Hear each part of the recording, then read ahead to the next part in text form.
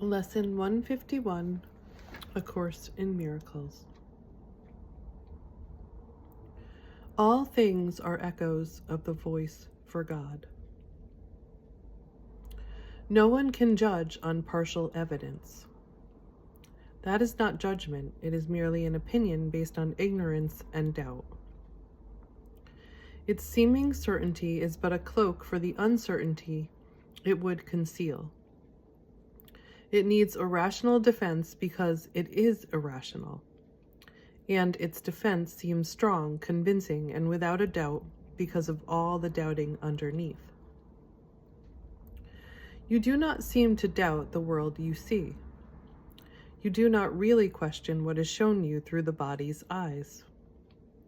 Nor do you ask why you believe it, even though you learned a long while since your senses do deceive. That you believe them to the last detail which they report is even stranger when you pause to recollect how frequently they have been faulty witnesses indeed. Why would you trust them so implicitly? Why, but because of underlying doubt which you would hide with show of certainty? How can you judge? Your judgment rests upon the witness that your senses offer you. Yet witness never falser was than this. But how else do you judge the world you see? You place pathetic faith in what your eyes and ears report. You think your fingers touch reality and close upon the truth. This is awareness that you understand, and think more real than what is witnessed to by the eternal voice for God Himself. Can this be judgment? You have often been urged to refrain from judging. Not because it is a right to be withheld from you. You cannot judge. You merely can believe the ego's judgments of all which are false.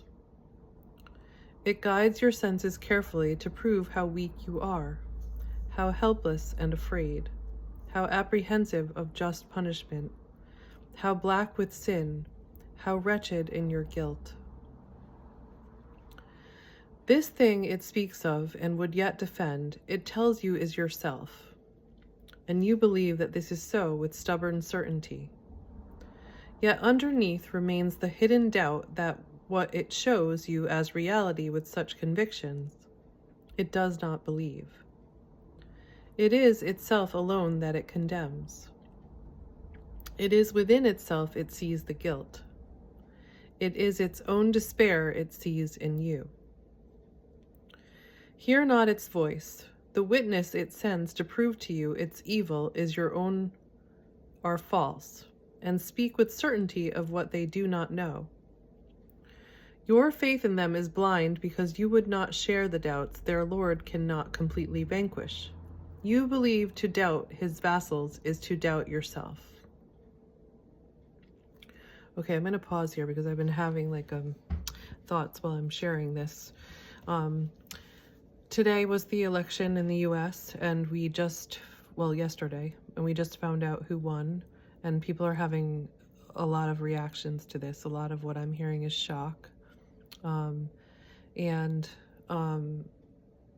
think this reading is really fit for this because we don't realize how much our imagination plays into what we see in the world. I'm studying Jungian psychology right now, and I don't think we realize the power of what we project into the world. So we can imagine a new future. We can imagine something different. And that's just what I'm getting from this reading right now. So I'm going to go back to it. Yet you must learn to doubt their evidence will clear the way to recognize yourself and let the voice for God alone be judge of what is worthy of your own belief. He will not tell you that your brother should be judged by what your eyes behold in him, nor what his body's mouth says to your ears, nor what your fingers touch reports of him. He passes by such idle witnesses which merely bear false witness to God's Son. He recognizes only what God loves, and in the holy light of what he sees, do all the ego's dreams of what you are vanish before the splendor he beholds. Let him be judge of what you are, for he has certainty in which there is no doubt, because it rests on certainty so great that doubt is meaningless before its face. Christ cannot doubt himself.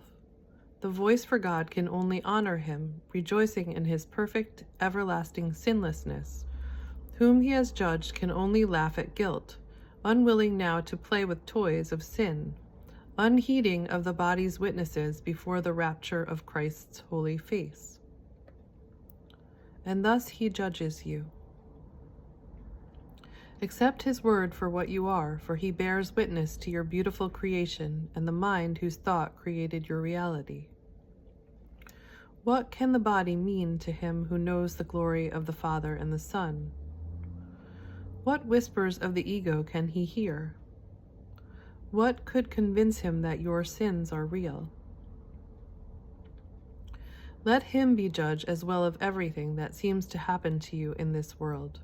His lessons will enable you to bridge the gap between illusions and the truth. Okay, I'm going to say something here too. So this is me, this is not A Course in Miracles. This morning when I woke up and I found out the results of the election, I was able to see it in a different way than I think a lot of other people. It doesn't matter who you voted for or who won, or whether you're disappointed or whether you're disillusioned, or I don't think any of that really matters in terms of if you're attracted to A Course in Miracles and you want to know if there is another reality. I guess that's what I want to say. A lot of people are like, is this real? They're saying, is this real? And I don't think it is real. I don't think it is real. I really believe in A Course in Miracles and that we are creating what is real in the very moment. So what do we want to be real? And it's really a choice between fear and love. So what do you choose? Do you choose fear or do you choose love? I'm going to continue reading. He will remove all faith that you have placed in pain, disaster, suffering, and loss. He gives you vision which can look beyond these grim appearances and can behold the gentle-faced face of Christ in all of them. You will no longer doubt that only good can come to you who are beloved of God, for he will judge all happenings and teach the single lesson that they all contain. He will select the elements in them which represent the truth and disregard those aspects which reflect but idle dreams, and he will reinterpret all you see. And all occurrences, each circumstance, and every happening that seems to touch on you in any way, from his one frame of reference, holy, unified, and sure. And you will see the love beyond the hate. You will see the love beyond the hate. The constancy in change, the pure in sin, and only heaven's blessing on the world. Such is your resurrection, for your life is not a part of anything you see. It stands beyond the body and the world, past every witness for unholiness, within the holy, holy as itself, in everyone and everything. His voice would speak to you of nothing but yourself and your Creator, who is one with him. So will you see the holy face of Christ in everything, and hear in everything no sound except the echo of God's voice. We practice wordlessly today, except at the beginning of the time we spend with God. We introduce these times with but a single slow repeating of the thought with which the day begins. And then we watch our thoughts, appealing silently to him who sees the elements of truth in them. Let him evaluate each thought that comes to mind, remove the elements of dreams and give them back again as clean ideas that do not contradict the will of God. Okay, I'm going to say a little something now from my own experience. I'm going through a really rough time. My world has been turned upside down. My life has been turned upside down. I'm starting to see the light at the end of the tunnel. I'm realizing I've been on this journey of what is real, myself, and what is real is love. And what is real is my love. And what is real is God's love, if you believe in God, or life's love, or the energy of love. That is what's real. There's a book called Only Love is Real by Brian Weiss. That just reminded me of that. Anyway, only love is real. And the reason that I wanted to say that was because I'm going through a rough time. It's starting to get brighter. And through that rough time, I have wrestled with really dark thoughts, like all of my fears, all of my demons have come to the surface, and I've been wrestling with them. And usually most of the time I am calling on God and saying, how can I see this differently? And I do get a different vision. I had a different vision I have a different outlook on what is happening in my country right now. I have a different outlook. But yesterday I was really struggling as a human. Because sometimes we have these higher perspectives, our higher selves, but we still are human. We're all human. And I think that's what people talk about with toxic positivity or toxic spirituality. I forget what they talk about with that.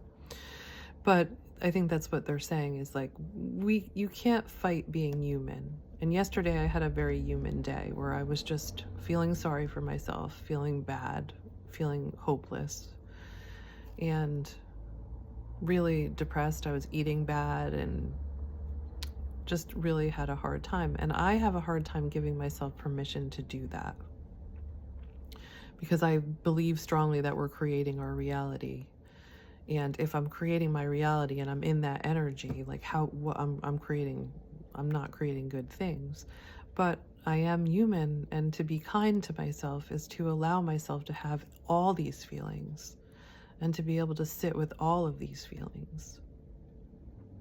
And that's kind. That's being kind to yourself, to be able to sit with all of these feelings. Because feelings teach us. Feelings are great teachers. If we can sit with them, they will show us the way. And that is something I've learned as a therapist. I'm going to go back to the reading. I might have read this already, but it's okay if I did. Give him your thoughts, and he will give them back as miracles, which joyously proclaim the wholeness and the happiness God wills his Son, as proof of his eternal love.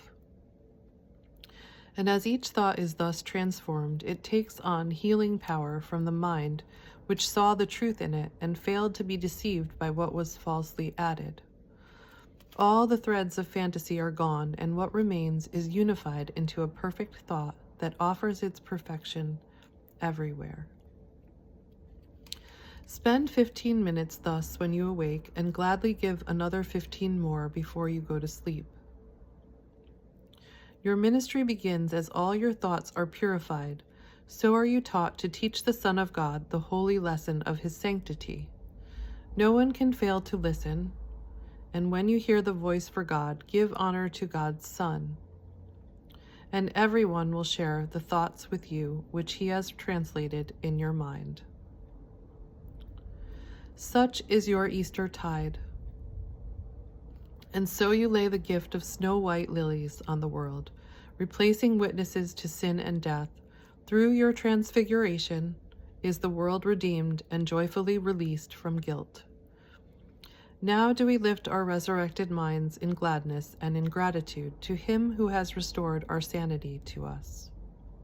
And we will hourly remember him who is salvation and deliverance. As we give thanks, the world unites with us and happily accepts our holy thoughts, which heaven has corrected and made pure. Now has our ministry begun at last to carry round the world the joyous news that truth has no illusions, and the peace of God through us belongs to everyone. If you are upset with the results of the election, look within. The power lies within you. You have a voice, you have a heart, you have a spirit. Use that spirit, that heart, to create what you want to see in the world. If we are sovereign, if we are whole, we have true power. We are the people.